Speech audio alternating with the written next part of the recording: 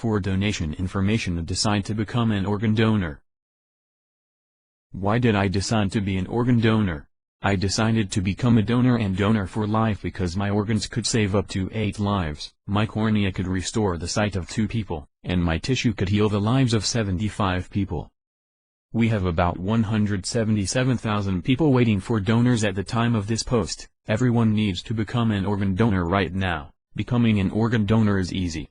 Every year on February 14th we have National Organ Donor Day. Find out what organs can be donated.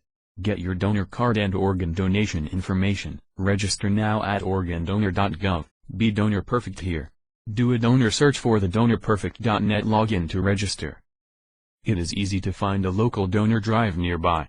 For more donation information you can also search plasma donation and earn a reward when you donate. Search donate blood locally and save lives.